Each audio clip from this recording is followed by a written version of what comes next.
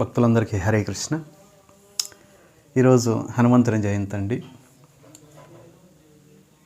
శ్రీరామనవమి నుండి 6 రోజుల తర్వాత హనుమంతుని యొక్క జన్మోత్సవం. స్వయంగా శివుడే హనుమంతుని రూపంలో భగవంతుని సేవ చేయడానికి అవతరించారు. నిత్య నిరంతరము శివుడు శ్రీరామనామాన్ని జపం చేస్తూ ఉంటారు. మొట్టమొదట శ్రీమద్ వాల్మీకి రామాయణాన్ని ఆది కావ్యం అని అంటారు.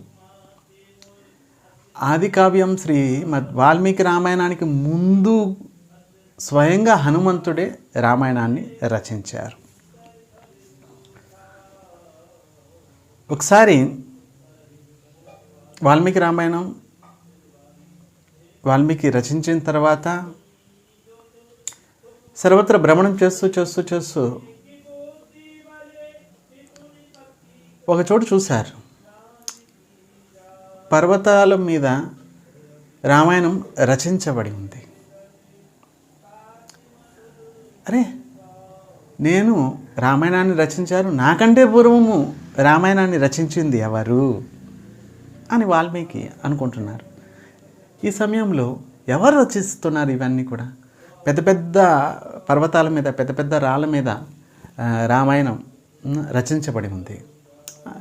ఈ విధంగా అన్ని రామాయణాలను చూస్తూ చదువుతూ వాల్మీకి వెళ్ళారు. ఎవరు రచిస్తున్నారు ఇవన్నీ కూడా, ఎవరు రచిస్తున్నారు అని చూస్తూ వెళ్ళారు. చివరికి ఒక చోట హనుమంతుడిని చూశారు వాల్మీకి. హనుమంతుడు తన యొక్క చేతి వేళ్ళ గోర్లతోటి రామాయణాన్ని పర్వతాల మీద, రాళ్ళ మీద రచిస్తున్నారు. స్వయంగా వాల్మీకి హనుమంతుడు ప్రణామం చేసి, ఓ హనుమ, ఈ రామాయణాలన్నీ ఎవరు రచించారు? స్వామి, నేనే రచిస్తున్నాను. ఇంత అద్భుతంగా ఉన్నాయి ఆ రామాయణం.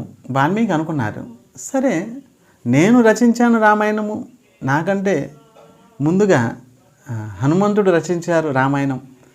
మరి హనుమంతుడు రచించిన రామాయణము లోక ప్రసిద్ధమవుతుంది. జనులందరూ కూడా హనుమంతుడు రచించిన రామాయణాన్ని చదువుతారు. మరి నా రామాయణాన్ని ఎవరు చదువుతారు? కానీ బ్రహ్మ స్వయంగా నాకు మాట ఇచ్చారు,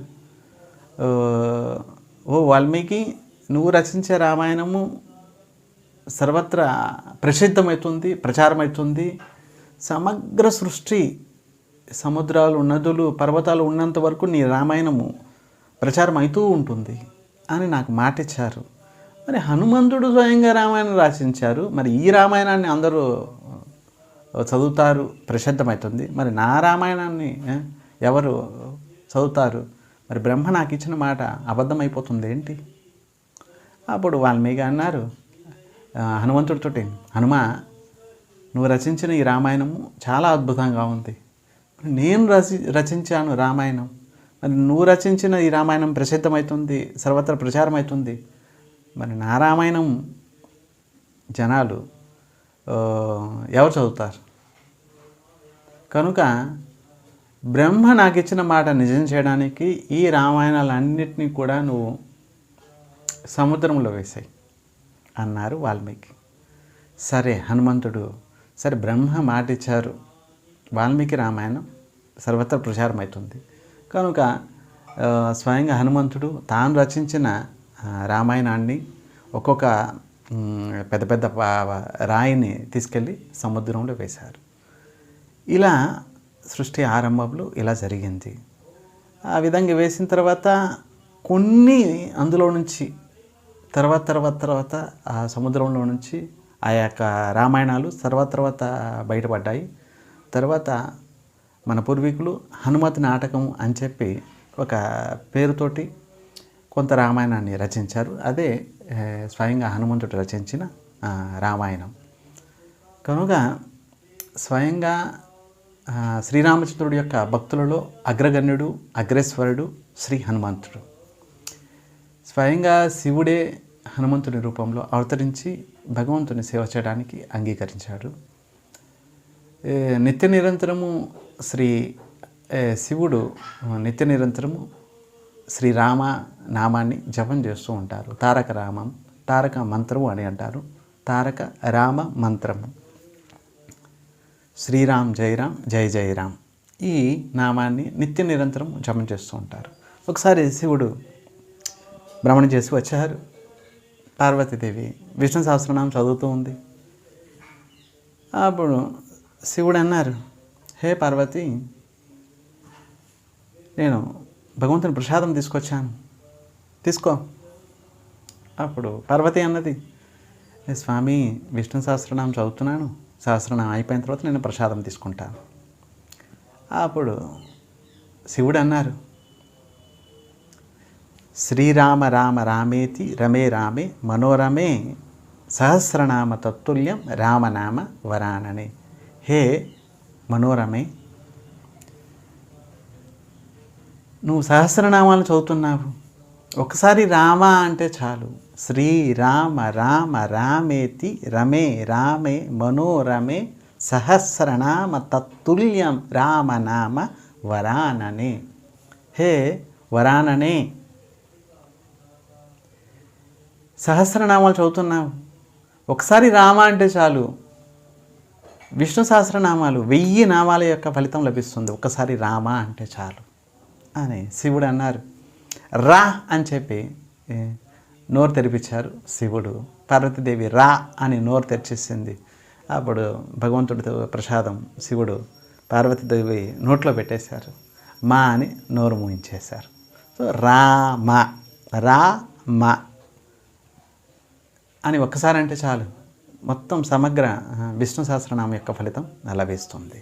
కనుక ఈరోజు హనుమంతుని యొక్క జయంతి, జన్మదినం. స్వయంగా శివుడే హనుమంతుని రూపంలో ప్రకటమయ్యి భగవంతుని సేవను చేశారు. నిత్య నిరంతరము ఎక్కడైతే రామాయణము రామకథ జరుగుతూ ఉంటుందో అక్కడ హనుమంతుడు ఉపస్థితుడై ఉంటారు నిరంతరము. అందుకే ఎప్పుడైతే శ్రీరామచంద్రుడు అన్ని లీలల్ని సమాప్తం చేసి చివరికి వైకుంఠం వెళ్ళే సమయంలో అయోధ్యలో ఉన్న అందరినీ తీసుకెళ్ళిపోతున్నారు. హనుమంతుడిని కూడా అన్నారు, హే హనుమ, సరే లీలలు అయిపోయాయి, ఇక పద వెళ్దాం. అప్పుడు హనుమంతుడు అన్నారు, స్వామి మీ యొక్క కథ అంటే నాకు ప్రాణము, నిరంతరం మీ కథ వింటూ ఉంటాను, మరి వైకుంఠంలో మీ కథ జరుగుతూ ఉంటుందా ఏంటి? అప్పుడు శ్రీరాముడు అన్నారు, స్వయంగా నేనే ఉంటాను, నా కథ అక్కడ ఎందుకు జరుగుతుంటుంది? కేవలం నా కథ ఈ భరతవర్షంలో ఈ భూలోకంలోనే సులభము అని అంటారు. అప్పుడు హనుమంతుడు అంటారు, స్వామి అలాగైతే మీ కథ వింటూ ఉంటాను ఇక్కడే, మీ కథ జరుగుతూ ఉన్నంత వరకు, మీ కథ ప్రచారం జరుగుతూ ఉన్నంత వరకు, అప్పటి వరకు కూడా నేను ఇక్కడే ఉంటాను అని హనుమంతుడు చిరంజీవిగా ఇక్కడే ఎక్కడెక్కడ రామకథ జరుగుతూ ఉంటుందో అక్కడ హనుమంతుడు ఉపస్థితుడై ఉంటారు. అందుకే ఎప్పుడైతే హనుమంతుడు స్వయంగా ఒక హనుమంతుడు ఎక్కడున్నారు? హనుమంతుడిని మొట్టమొదటి తులసీదాసు హనుమంతుడిని దర్శించారు. ఎలా దర్శించారు? తులసీదాసు ప్రతిసారి కూడా స్వయంగా వాల్మీకి కలియుగంలో తులసీదాసు రూపంలో అవతరించారు. రామాయణాన్ని, రామచరితమానస్ని రచించారు. ప్రతిసారి తులసీదాసు కాశీలో ఉన్నప్పుడు గంగకు అటువైపు వెళ్ళి మలమూత్రాల్ని త్యాగం చేసేవారు. మలమూత్రాలు త్యాగం చేసిన తర్వాత తీసుకొచ్చిన నీళ్లు, మిగిలిపోయిన నీళ్ళని ఒక చెట్టు కింద పోసేసేవారు. ఇలా ప్రతిసారి చేసేసేవారు. ఒకసారి ఆ చెట్టులో ఉన్న ప్రేతం తులసీదాస్ కనిపించింది. అయ్యా, మీరు రోజు నీళ్ళు పోస్తున్నారు ఈ చెట్టు మొదల్లో, నేను ఎప్పటి నుంచో ఇక్కడ పడున్నాను, ఇప్పటికీ నన్ను నేను ఉద్ధరించుకోగలిగాను మీ దయ వలన. మీరు రోజు నీళ్ళు పోస్తున్నారు, నేను ఇప్పుడు ఉద్ధరింపబడ్డాను. అప్పుడు మీకేమైనా వరం కావాలో కోరుకోండి అని అన్నది ఆ ప్రేతం. అప్పుడు తులసీదాస్ అన్నారు, సరే సరే హనుమంతుడిని చూడాలనుకుంటున్నాను. ప్రేతం అన్నది, సరే హనుమంతుడుని చూడాలనుకుంటున్నారు కదా, సరే నేను చెప్తాను. ఒక పని చేయండి, ప్రతిసారి కాశీలో పలానా చోట్ల రామ కథ అవుతూ ఉంటుంది, రామాయణం అవుతూ ఉంటుంది. మొట్టమొదట ఒక వృద్ధుడు వస్తారు, అందరికంటే ముందు వస్తారు, అందరూ వెళ్ళిపోయిన తర్వాత చివరి వెళ్తారు. ఆయనే హనుమంతుడు. అప్పుడు తులసిదాస్ వెళ్ళారు, ఎక్కడైతే రామాయణం జరుగుతుంది అక్కడ చూశారు. ఒక వృద్ధుడు మొట్టమొదట వచ్చారు, అందరూ ఎవ్వరు రాలేదు అప్పటి వరకు, ఆయనే మొట్టమొదటి వచ్చారు. అందరూ వెళ్ళిపోయిన తర్వాత చివర కాలు జాపుకొని ఒక వృద్ధుడు కూర్చొని ఉన్నారు. తులసిదాస్ వెళ్ళి ఆయన కాలు పట్టుకున్నారు. అయ్యా మీరు హనుమంతుడు కదా? నేను హనుమంతుడిని కాదు, నేను సాధారణమైన భక్తుడిని. లేదు మీరు హనుమంతుడు, మీరు హనుమంతుడు. అప్పుడు మొట్టమొదటిసారిగా హనుమంతుడిని దర్శించారు తులసీదాసు. తర్వాత శ్రీరాముడిని దర్శించారు, రామకథను రాశారు. ఇలా జరిగిందనమాట. కనుక హనుమంతుడు యొక్క జయంతి కాబట్టి స్వయంగా శివుడే హనుమంతుని రూపంలో ప్రకటమయ్యి భగవంతుని సేవ చేశారు. హరే కృష్ణ.